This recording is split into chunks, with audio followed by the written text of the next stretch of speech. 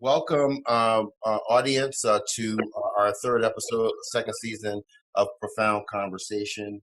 And today we're going to look at the, or have a profound conversation about the Breonna Taylor case and look at aspects of the dehumanization that's occurred within the United States that has led to that incident and many, many, many others. So it's really not a program to necessarily focus on Breonna Taylor, but as a case study of dehumanization and as a case study of injustice and cultural incompetency. And so today we have our host, Andre Robinson, and we have Dr. Debbie Alman-Tazur as a guest. We have Jamal Williams as a guest, and we also have a Dr. Ted Sutton as a guest today. Just a little bit of housekeeping before we start. If you have a question or a comment, if you would please put that in the chat box, and what we'll do is get that answered. We're going to start opening up for those questions around 4:45. We'd like to finish up right at 5 o'clock. So without any further ado, I'd like to turn it over to Mr. Andre Robinson. So hello, everybody, and thank you for joining us today for another episode of Profound Conversations. Just as a reminder, it won't be a lot of guests that are be joining us. We don't actually share the information very broadly because we have a very powerful after-action report that we send out with links and appropriate contacts with everybody. But I'm very, very pleased today to have our guests explore this topic of sort of great seriousness, and certainly the thought leadership on this is going to be very important. So I'd like to welcome back after our meeting, our pre-meeting, Dr. Ted Sutton. Jamal Williams also has joined us again. And we are very fortunate to have with us today Dr. Debbie Alman-Tazur. I almost had it. Dr. Debbie Alman-Tazur. Almost. Okay, so I'm going to get it right. But we'll be Dr. Debbie just to make sure we stay safe. So, Doctor, I'd like to start with you just to sort of, balance out the rows between all these thorns here. But tell us, if you will, based on the nature of your work and the moment that we're in, there's some perspectives to get us started on this subject. Absolutely. Well, first, I want to thank you all for inviting me to this important conversation. I want to say assalamu alaikum to my brothers and sisters who are on the program and who will be viewing it. This topic is very close to my heart as someone who's dedicated the last 25 years to diversity, equity, and inclusion throughout the course of my career as a New York City public school teacher, administrator, principal.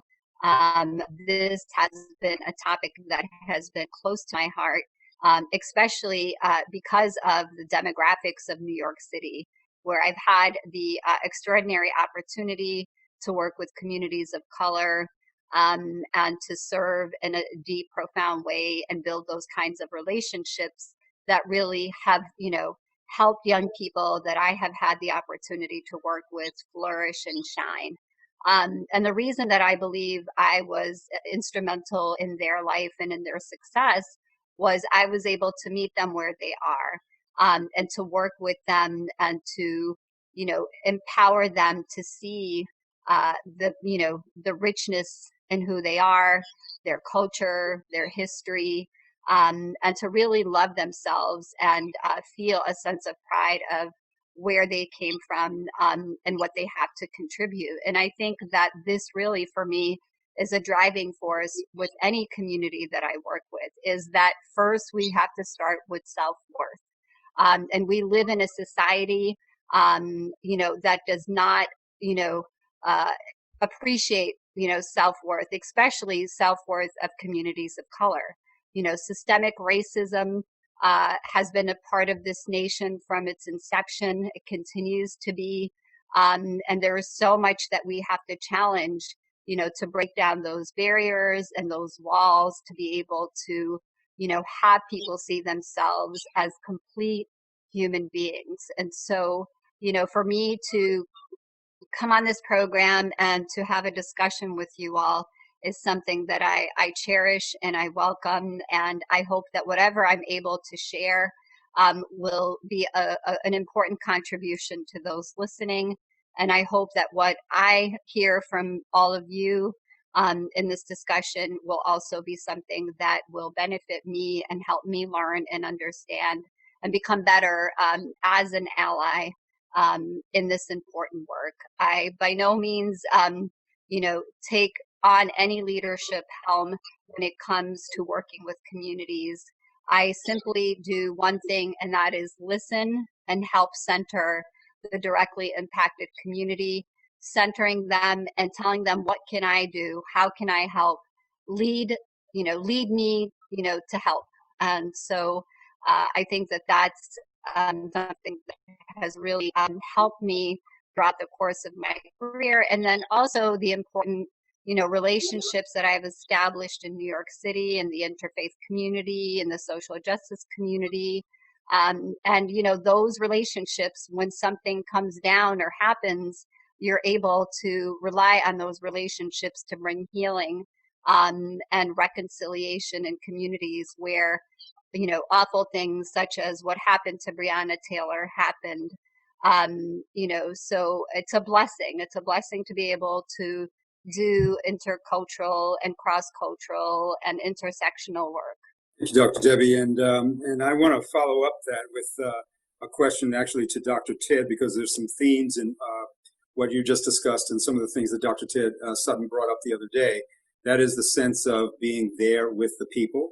And Dr. Ted, I'd like you to actually follow up with that a little bit, because you spoke very profoundly the other day about that need of sort of being really there to meet them at the place where their self-worth may be leaking out. And so since the society has such obvious and dramatic lessons that Black lives really don't matter, but you are there kind of as an interceptor of that message. So Dr. Ted, would you kind of briefly give a follow-up to what Dr. Debbie's talking about based on what we talked about the other day? Yes, that's so significant, because I feel one thing that I'm actually doing, and I'm part of a book that's being written that's talking about why Black people should be able to train police officers for the Black community, meaning being a part of that training, because there's a major disconnect, I think. And so one of the things, in fact, actually my chapter that I'm doing is actually called that people have been using an 8-track solution for an iPod problem. And it's just talking about how disconnected really they are as far as with different things. So it's absurd to me when people can even get offended if you say, Black Lives Matter, and then somebody will say, well, all lives matter. And but I give the scenario and I say, okay, well, if you live on my block, all of our houses do matter. But if my house is on fire, the urgency is a little bit different, because I still know your house matters, but right now mine is burning to the ground. And I think that it's for me to try to do a rally call to have people to come help save my home, and hopefully it won't spread to your home. And so pretty much so people are very disconnected. And so I think I mentioned that there are like levels to this thing. And so as I talk to a lot of people who have said, well, I don't understand why they're marching. I don't understand why they're out there. And, they broke glass. They damaged something. And but a good portion have been people who have had good jobs, have not had the same level of experience that some of the young men that I deal with, because I'm a gang intervention specialist, and so a good portion of the young men and young women that I actually deal with are definitely people who have been mistreated, downtrodden, and really don't have a lot of, let's say, I would say, respect for authority, because they feel that they are the same ones who have abused them. And so, with that being said, that's I guess some of it, as far as with that. Yeah, thank you, Ted. And Jamal, I want to get you in this conversation as well, because in our meeting that we had the other day, and you were talking about your upcoming book. I don't know if it's still upcoming, the social gradient. This analysis that we go beyond just the stuff that we know, right? Demographics, psychographics, and so forth and so on. That in the hands of people like Dr. Ted, Dr. Debbie, and I, are sort of also boots on the ground in communities, and have an immediate need to our left and our right, but the thought leadership conversation and the broad scope of the analysis, if you will, doesn't really mean that much to them when they are actually further down on the ranking of just Maslow's hierarchy of needs, right? There's food and water and enough to eat the next day and those kinds of things, the immediacy of the danger that and the despair that they find themselves in. But how do we actually use some of the work that you're talking about to actually build out pedagogy, if you will, for the transformation of communities with, to speak to Ted's analysis, if we only work on his one house and 5 of them are on fire, that won't work either, right? So we've got to find a broader paradigm for doing the shift and the kind of rescue that we really need to do for our community. So could you speak to how your work interfaces with something that we who are action oriented, like I know Ted and I come from the same kind of background, although his background is a little bit more, shall we say, pointed, than he had a different level of education than I did. Right. So, he was outside tormenting me when I was inside trying to do my typing class, in other words, but he's on the flip side of that now.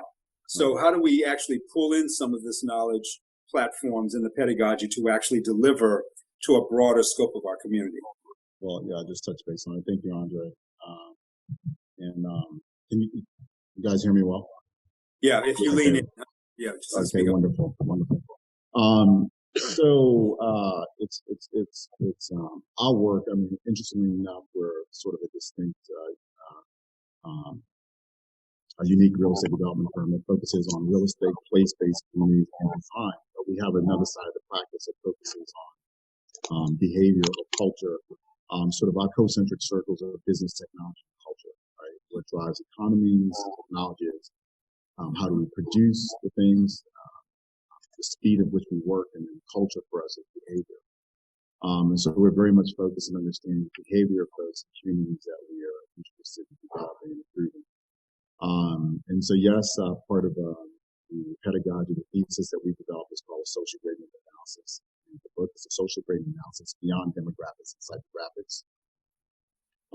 Whether some see it as a communication tool for the 21st century or a way to actually deal with the age of social media. In many aspects, the thesis is interchangeable and usable for economic analysis, cultural analysis, and so forth. The interesting thing about this discussion here today, where we talk about dehumanization, and in this particular case, because we're talking about BREONNA Taylor in the community, which we're seeing that happening is how we, for Black lives. I mean, the conversation around sort of tangible to this title that Black Lives Matter is that for Black lives, the intersectionality is very interesting in terms of the compounding things that happen in our lives, right? So, for example, you have a young lady like BREONNA Taylor who's lifting herself up at the bootstrap and is an EMT. At the same time, her boyfriend, right, someone she's tying herself to in life, is somehow being related to drugs and other things. And for many of us in our communities, in our families, in our tribes, we have those sort of relationships where you have someone that is finishing a master's or a PhD and someone who's in the streets and someone who's or is hooked on drugs or hooked and someone who's having a baby and someone who's doing well in their jobs, and how all that comes together. How do you really, and the injustices in that sort of arrangement, and how do we really deal with that, right? And then when you have these flashpoints of crisis, as we're talking about here today, you have to ponder and say, what is it that we can do? What if missing? What's missing that if present would make the difference? And so we focus on that from a standpoint of really dialogue and conversation, but also pushing consciousness, that we have to shift the way people see themselves and think about themselves and their relationships to one another. And so therefore, the idea of social gradient is really the gradient of self, that you are not just an individual, that you are an individual, but you have relationships, family, tribe, and tribe could be neighborhoods, communities. You have a relationship. Yourself is in societal relationships. You have state and nation and global relationships, how you're viewed around the world, how your tribe is viewed.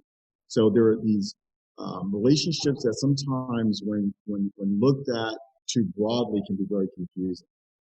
And so what we try to do is offer a conversation or the experience with others, a dialogue, and think and process together how we can have a different perspective on how we see ourselves in these relationships and become more productive in using what we call social technology of the social rate. Dr. Debbie, I would imagine in your work that you must see many Breonna Taylors in the neighborhoods that you've been working with, especially in schools and so forth and so on. There, but for the grace of God, is any of our daughters, right?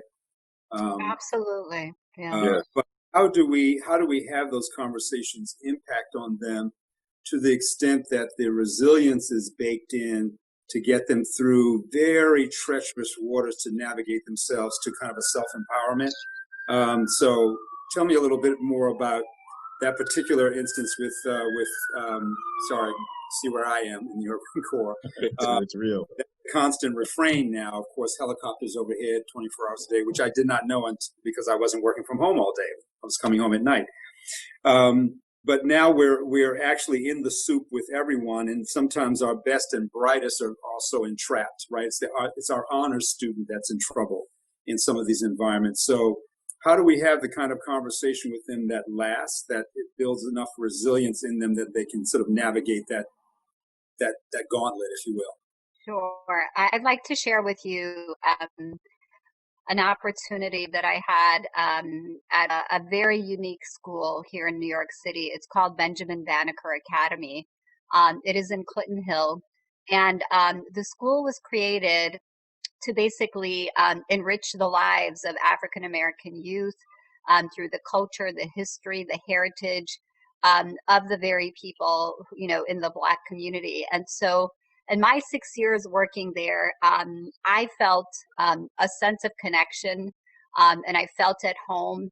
And the reason that I did was because the mission and vision of the school matched my mission and vision of helping communities see their self-worth, see, the potential that they have, and all the things that are, possible to them. So in my first year there, one of the students that I had actually had, I was the director of learning support for them. One of the students that was in the group of students that I was working with, and these were specifically students who were who had special needs, who needed testing accommodations, who needed extra support in learning because they weren't getting as much support in their classrooms, home, whatever the case was. And pretty much what I did was provide them an additional period where in a small setting, they had the opportunity to work on projects one-on-one, with my help. And so one of the young people that was in this program was actually a student who was going to the Dalton School from a very young age. He started there, kindergarten, and then by the time he reached middle school, they basically told him that he could not continue in the program because he was not up to par. And he was there with another African American boy, and the family of the other boy actually decided to document the history and the story of these two boys at the Dalton School and the trajectory of their schooling life. So, Shay ended up being asked to leave the school. He came to Benjamin Banneker Academy. He didn't feel that he had much to contribute. He felt rejected. He felt, he didn't feel connected to anything or anyone. And by working with him, I was able to get him to see what he really had to offer the world. And it was just tapping into his interest, tapping into his passions, and getting him to really see that he didn't need the Dalton School to make him feel smart. He was smart. And it was a lost opportunity for the Dalton School to actually have asked him to leave. Now, the other boy who remained at the Dalton School, the parents were looking for multiple ways to make sure that he was up to par. You know, they had recommendations of putting him on medication. I strongly recommend that you watch this documentary because it is really profound as to how the public education system and the private independent schools are treating our Black, you know, men, young men, our Black students. And so, you know, this subtle racism, right, that exists within schools is something that we have to call out, is something that we have to challenge. And all of this happened because the Dalton School had one way of educating all their students, and that was the Eurocentric way, right? It was looking at the child holistically.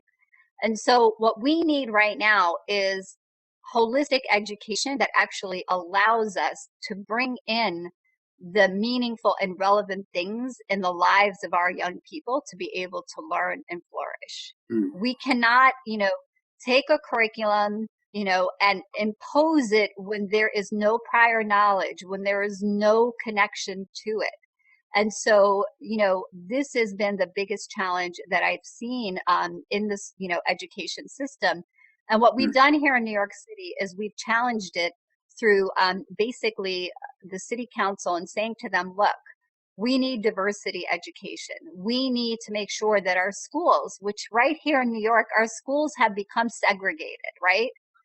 You know, they have become segregated, and the segregation that has, you know, happened, you know, decade after decade has really disenfranchised our children.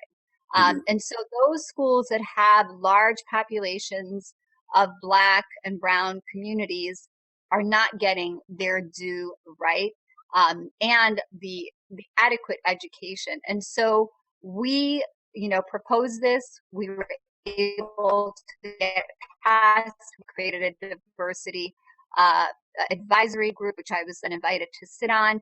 And we made all of these recommendations. And the one recommendation that we were emphatic about was culturally responsive education.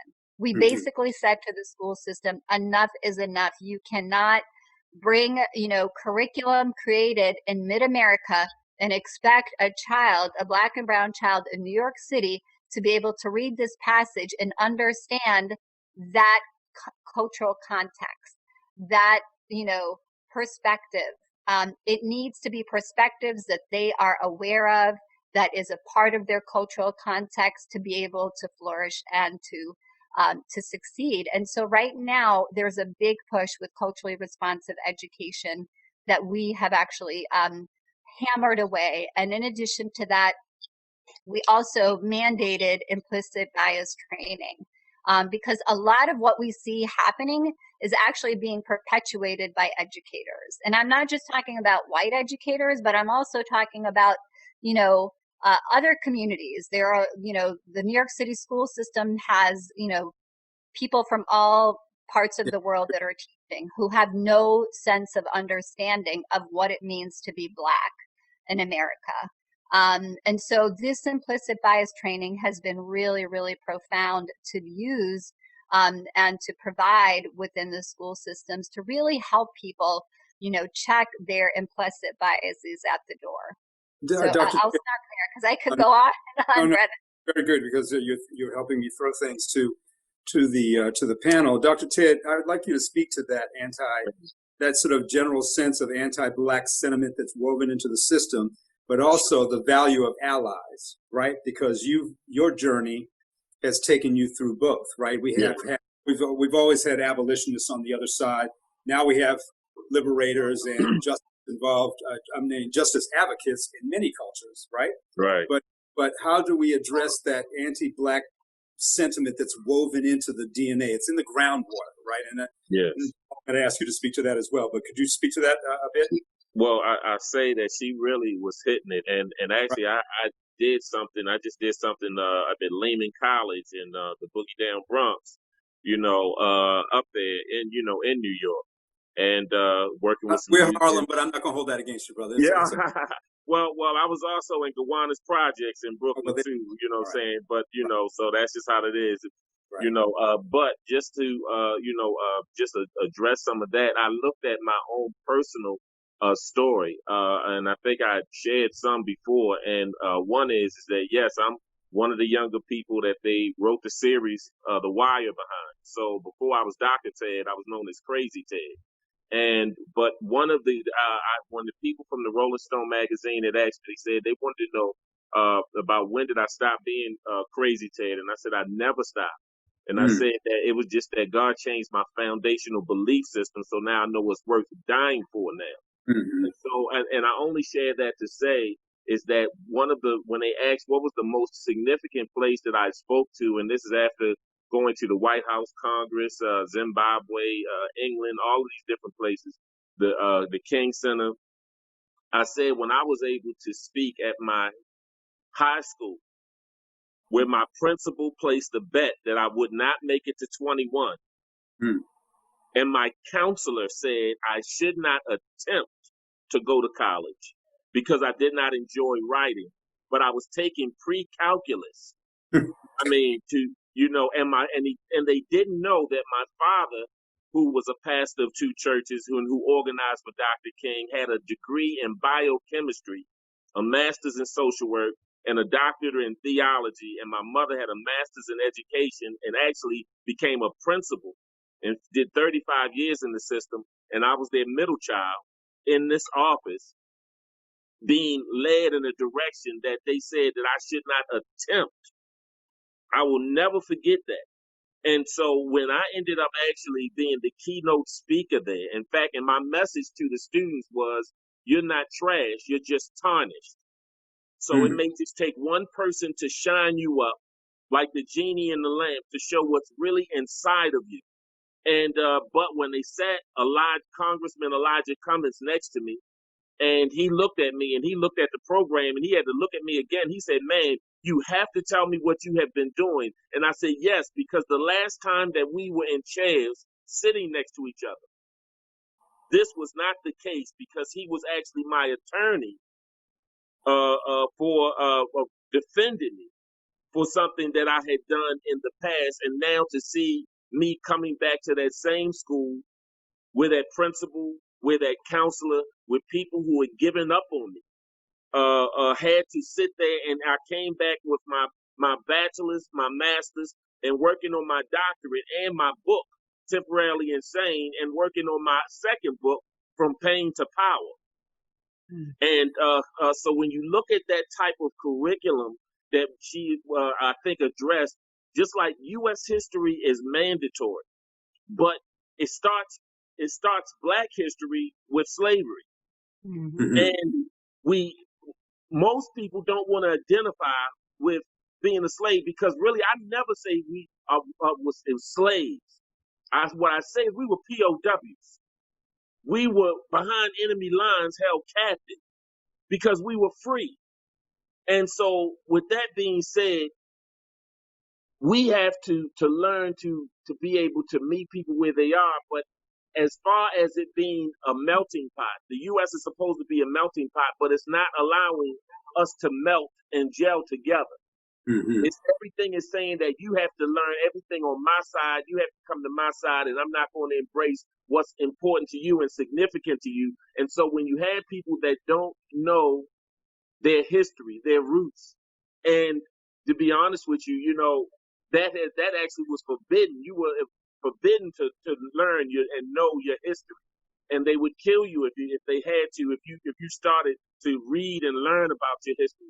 And we have to really look at that. So I feel that I've been made a bridge builder, and so because I know the streets, I also know the educational side, the business world, and different things of that nature, the educational world, and we have to bring this together and build, as far as with that, because to me, it should be unacceptable that so many of our youth has been collateral damage, and it's okay to be left behind.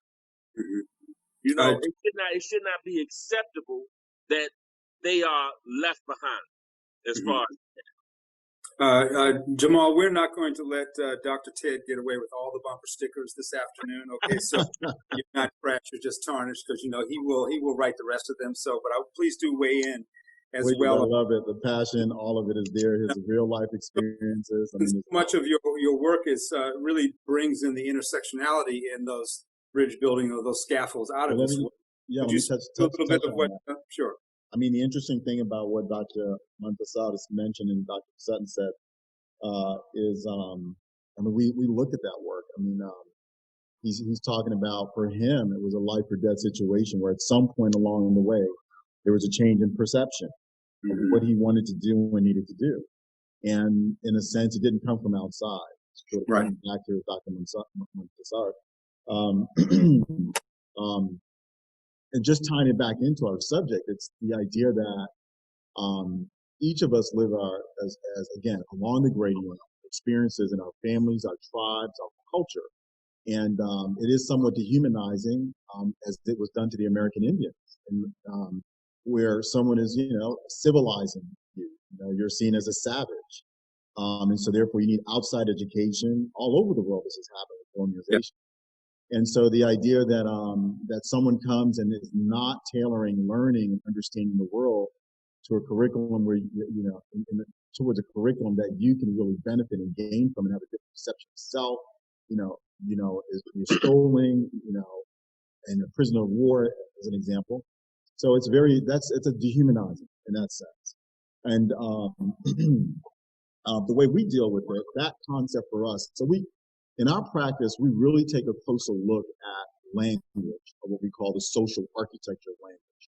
That language really has an impact on how you form your ideas and think about yourselves. And so even to the words like diversity and inclusion and these type of words, like there is such a thing now in real estate development as inclusionary real estate development. But that doesn't quite cut it as we try to get to equity. So what we've said is what's different is vernacular development is different. And that's what Dr. Montesadas mentioned. It is an education that you understand for yourself that you need. There is a vernacular there, not just inclusion, right? So I think certainly there are challenges to how we coexist and exist in the environment and country and the history that we have. I don't think, I do think we need to spend more time thinking about how some of these challenges are dehumanizing, yes, but how we can overcome them by focusing on shifts of perception and language and how we think about how we engage one another. I do see that as very, very important. I wanted, go ahead. I actually had some other points to make with regards to the subject of dehumanization and what has happened to Breonna Taylor and the issue that we're facing. I think Ted mentioned in one of our conversations poverty, and how we mentioned that poverty is really, if you think about it, is a lack of hope. In the Quran, there's a verse where Allah says that Satan threatens you with poverty. And oftentimes we look at that and think it's capital.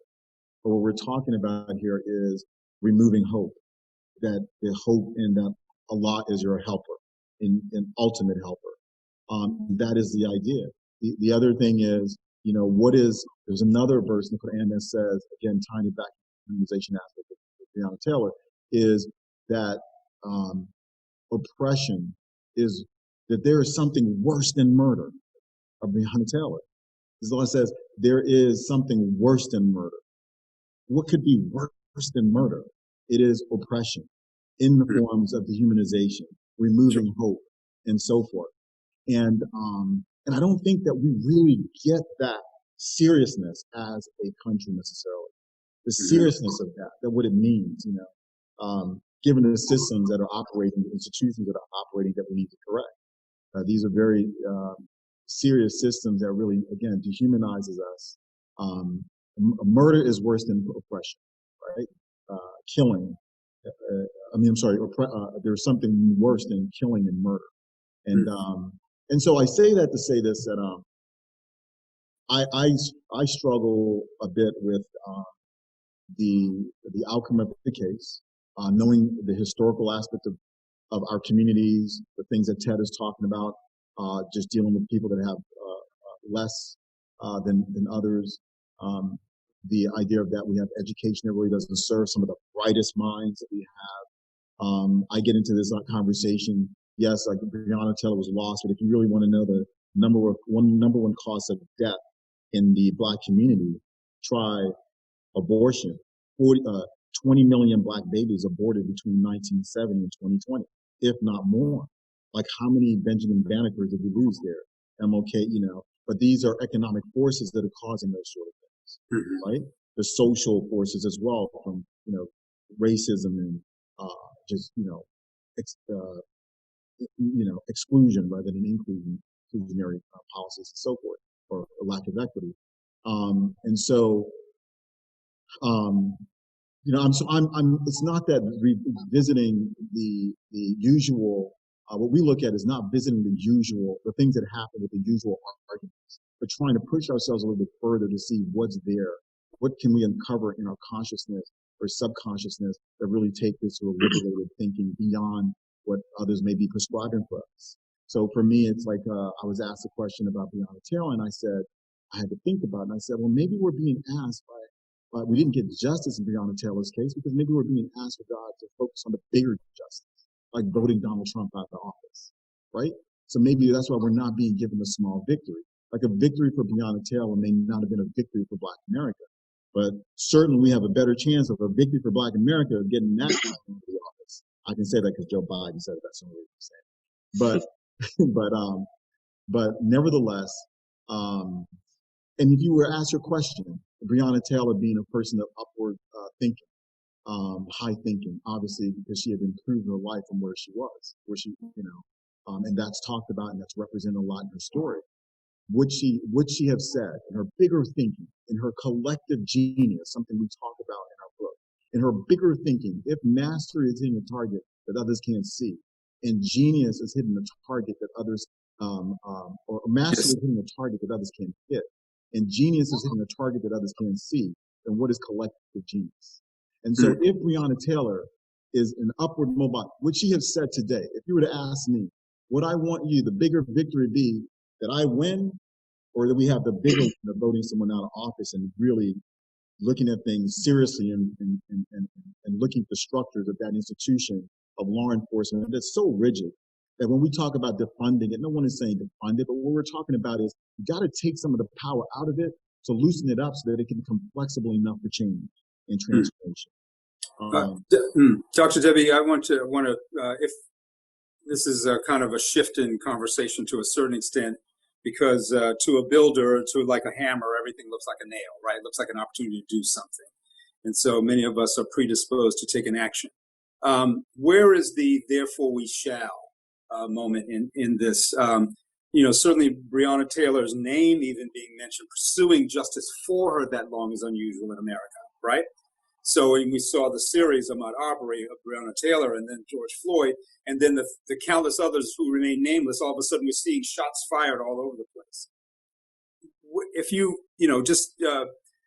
just take us down the road a little bit. How do we use this moment? And again, I know that you don't control these things, but I'd like to deposit on it for a minute about what is the therefore we shall place where we bring all of these energies that come together very briefly, and then they usually recede back into Instagram or whatever, where action is required, and then commitment has to keep you there. The commitment usually doesn't happen.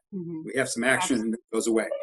So if you had magic wand, how do we keep that going to a certain extent so that we can use this moment to actually foment real change in America? Absolutely. I think, and this is something that I've been saying, for the last several months since, all of this sadly has unfolded, is that we have to center the voices of the Black community. And how do we do that? We need them to lead. We need them to tell us what needs to happen and how it needs to happen. Because what we have seen, sadly, throughout the course of the last, 10, 15 years that every time we've seen someone being shot in the Black community, we all go out there, we're all protesting, but the majority of the people that you are seeing as spokespeople, half of the time are not even Black Americans. That has to change. Second, we also have to make sure that we have the right leadership leading within the Black community. It is not my job, it is not my place, or anybody that looks like me to say who that leadership should be. It should be identified from within the Black community. I want to see people like Dr. Ted. I want to see people like Brother Jamal. Now, why am I singling them out? Because they're in the trenches. They are in the grassroots. They understand the community. They know the pulse of the community. And this is with all due respect, what I'm about to say, I don't want to see Reverend Al Sharpton speaking because he is so far removed and so detached to what is actually happening in Black communities. We need people who are connected to those communities to be able to help all of us understand what role we could play as allies. I also want to say that we as allies need to self-check. There are a lot of activists who are white. There are some who are, Arab American, a variety of others who have, taken, this issue, as their own. But I don't want always to see them being the spokespeople either. And so we need to have that shift of helping America understand that, the Black community can help us solve this issue. And all we need to do is listen to them, make sure that they are the ones leading all of this, and we will be able to do it. And, I have had the opportunity to work with the Black Lives Matter Greater New York, here in New York City. Incredible leadership, thoughtful, very grassroots, very connected to what's happening. As you may recall, back in June, early June, the riots that happened on Fordham Road in the Bronx, there were a lot of Yemeni bodegas that were actually, laundered and broken into and destroyed. And that very night, as I was watching everything unfold, I text messaged the president of Black Lives Matter, Hakeem Newsom, and I said, "Hey, brother, how are you doing?" Because he lived in the Bronx. And he's like, "I'm good. I'm not in the city. I'm watching everything. I'm so sorry, sister. I don't know what to tell you. This is not our people. This is not how we roll. This is not how we are going, after justice. And I just want you to know that we will stand with the bodegas in our communities. They are the lifeline. They are essential workers. And so I want you to create a poster. Here's our Black Lives Matter logo. Put it on these posters. We want to meet you tomorrow in Fordham Road. We're going to go to the stores, speak to the owners, and let them know that we are standing with them and that we will get through this together." In addition to that, which I did not know, he also sent a crew of teenagers, young people, volunteers to help early that morning to start cleaning up stores. And so they showed up and they were working. These are the stories that we don't hear. Why don't we hear them? Because the media chooses what is the, attractive story to put out there. But these are the stories of community, right? These are the stories of leadership. I didn't have to hawk, let's do this, let's do this. This all organically came from him because I simply said to him, "Brother, what can we do in this moment? How can we be of help? What do you think we should do?" And all of these things came through. We then took it a step further. We did Yemenis for Black Lives, where we actually now have painted storefronts in the Bronx and different parts of Brooklyn, where we've had Black artists come and do a sketch of a Black Lives Matter, mural. And we've had Yemeni youth and Black youth coming over the course of the summer to paint. And so these are the kinds of projects that we need to be doing. Now, why are these happening? It's because people are in the trenches, in the grassroots, knowing what kind of work needs to happen to bring healing. So I'm going to stop there, so that way my brothers can also chime in. And thank you. And Dr. Ted, same question, but still also speak to that that issue of not only sustaining it, but where do we get the collective power that goes beyond the segregation of, well, these are black streets and those are brown streets and those are those streets? Because as I started this, my premise that I start with is Dr. Debbie was just saying, I also have no responsibility to reform white supremacy, right? That is somebody else to do while we heal the black family. So talk with us about that, because you're literally right there. And then you can speak to that sense of where we come. If you had the magic wand, like, where would you take us? Well, I will share this, because one thing is, just like when Freddie Gray, things went down with him, his some of his friends called me the night when it actually happened, before he actually lost his life. And I was actually talking with them, and also the young lady that had that ended up trying to protect her life with the shotgun and was shot through the wall. Actually, I was mentoring her god brother. And so when I see so much of this injustice, people have to understand that even the Bible says to anger, but sin not, meaning that you should be moved to want to do something. And I think that a lot of times that, people, the majority are just so emotional, but we have to tap into that emotion to get something moving and traction, at that time. And because when I even hear about, Breonna Taylor with that whole situation, it goes back to the inability for the black man to truly be able to protect his woman, his family, and you should be bothered by that. And then because it even goes up different levels, because now you're seeing, people who are doing some things that are underhanded. And then the attorney general, I was so disappointed at how things went down with that, with him not coming out with all of the information. And so, and just putting out selective information. So to me, it's definitely different. But when I keep going back to how when I say it's levels to these things, because we're going to need wraparound services to be able to assist what's going on in our community. We're going to definitely need that, because as I'm mentoring even that young man or that young lady, in the household, I might have to actually go try to reconnect the relationship with the father. He might be incarcerated. I may have to actually help a mother that might be on a substance, different things of that nature. Because I think I talked about how there were two parents, and then I was mentoring, for people with the single mother, and then it was Big Mama, then it was Nana, it was Grandma. And I said, but now I find myself going to more homes dealing with a younger grandmother that has actually changed the dynamics inside of the home. And so what we're going to do is we're going to have to deal with all of those different aspects with that. And we also have to be reminded that as we are being, that emotion is being tapped into, because people were heated to see somebody with their knee on somebody's neck for 8 minutes, over 8 minutes.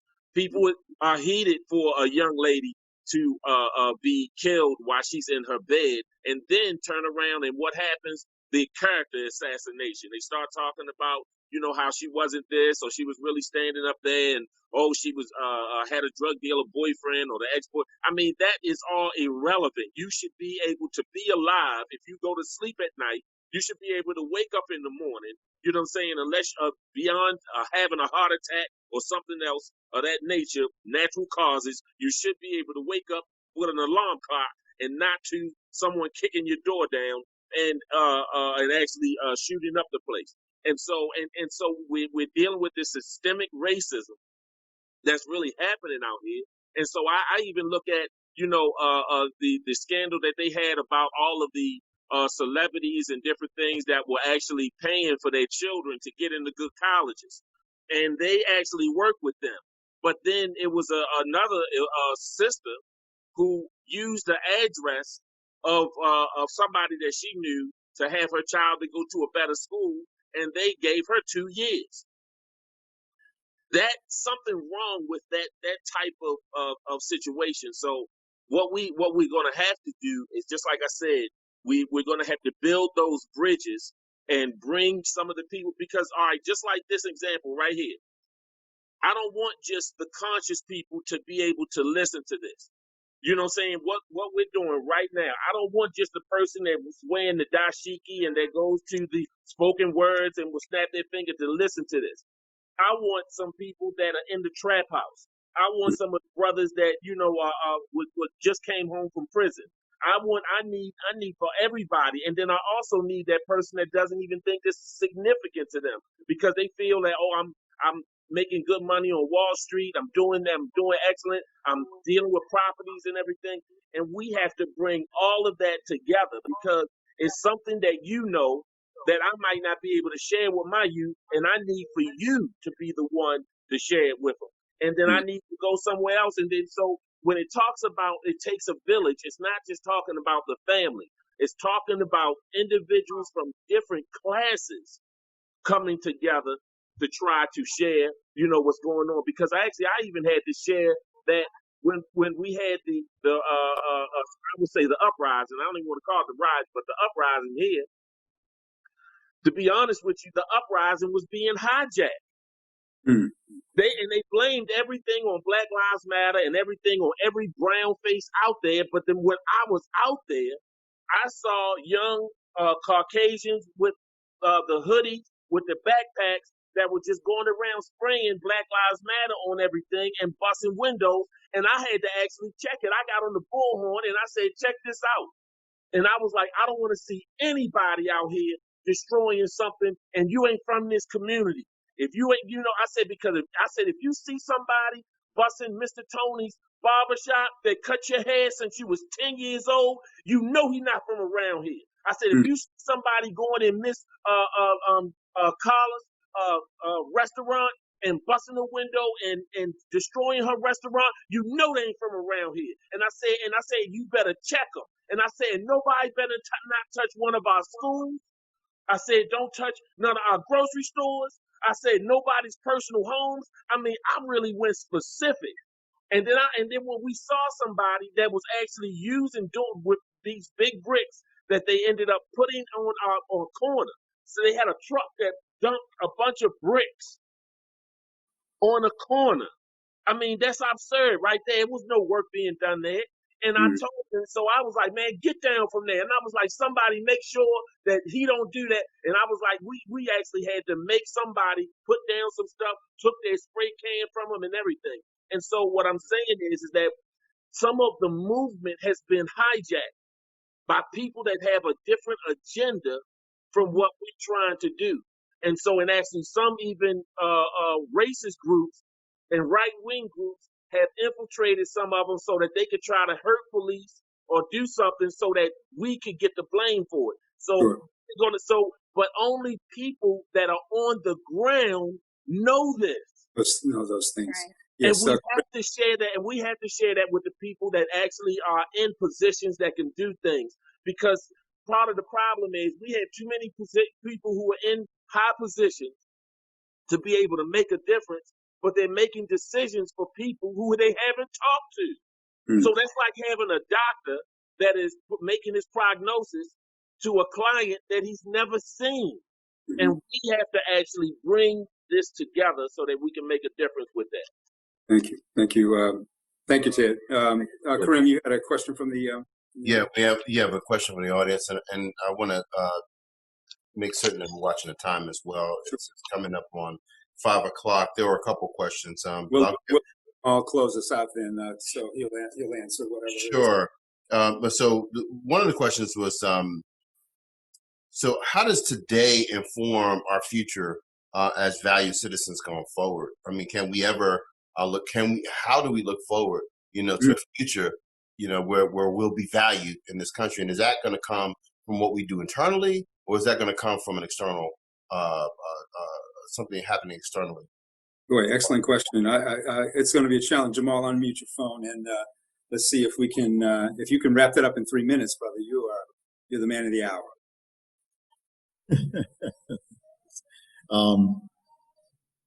I mean, my approach and our approach and where we work is that we just need a broader, a more, just more.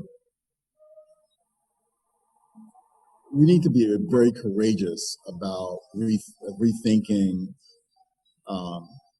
pondering, rethinking, contemplating a way forward, and perhaps our ideas of the past, what we're doing now, and what it would take to go forward for real psychic liberation. You get what I'm getting at? Real psychic liberation. And how do we teach young people that from an early age?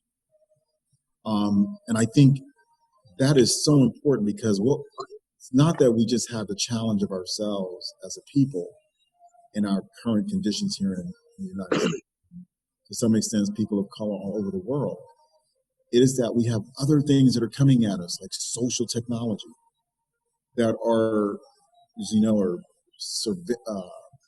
we have issues around surveillance and psychic assessments that we don't know are happening. And so there's got to be real deep thinking about psychic liberation, about how we free ourselves from certain gradients. Actually, not about seeing ourselves in single gradients. That I'm black, you know, and because the reason why Black Lives Matter isn't understood, they understand. It's just that people don't want to free themselves and say, "Let me get the contacts," because it takes empathy and compassion. So those are the social technologies. Those are things we really need to improve and work on. And I think we have to spend more time doing that. We're spending more time in product technology like phones and so forth, but where are we spending the time on social technology, or social ideas to really change the way we see ourselves, live together, etc. And I think we need more time to do that. And obviously, it takes education to do that. Sure. So how do we bring that all together for everyone in the village and beyond? Thank you, Jamal. That's perfect. So Karim, he did it. I mean, he did it in 3 minutes. He actually did very well, and I actually want to thank all of our guests today and yourself, Mr. Robinson, for I think a wonderful conversation. And we had more questions as well, and I see some people in the attendee galley that I know, and shout outs to all of them: Guy Franklin, Dr. Fahar Abbasi, and I saw others that are there. I want to give some acknowledgments before we close out for today. MLPI is the executive producers. I'm sorry, the executive producers for Profound Conversations is the Muslim Life Planning Institute. Media expression and production is by the network. The webinar technical logistics are produced by Erica Christie and Khadija Ali. Graphics and animation design are by Design Cafe. Today's host, Andre Robinson, the CEO of the Robinson Group, community developers, and our guests, Dr. Debbie Almontazur, Dr. Ted Sutton, and Jamal Williams. We'll have a after action media package that will be available for everyone that attended, for those who would like to watch this again and send it out to your various networks. That's always appreciated. Without the support from you and individuals like you and institutions, our program would not exist. Next week's episode, we take a look at higher education and the impacts of COVID-19 with an update from Faria Zaman from Johns Hopkins Bloomberg School of Public Health regarding their master's and doctorate program in public health. Thank you so much for attending. And if you would just close out, Andre, we say our goodbyes. Sure. I will say very, very briefly, it's one of my favorite quotations. My socialite Ashley Tamar Davis and I share it all the time, and it's actually from a Toni Morrison quote that if you want to fly, you got to give up the shit that weighs you down. And so I think this is part of the conversation that we have to go, where we actually look at self-liberation and self-determination. It's the only real empowerment is self-empowerment. So I want to thank all the panelists. I want to thank the listeners, and I want to thank the conversation that will continue on in this regard, because this is a moment that we're not going to get again. So we should not let this particular crisis go to waste in any way. And we certainly can't afford to lose any of our children, any more of our children, I should say. or the elders that are also in a symbiotic relationship with them. So this is that moment. So thank you all. Thank you. Thank you so much. Assalamu alaikum. Alaikum salam. Salam. Alaikum salam.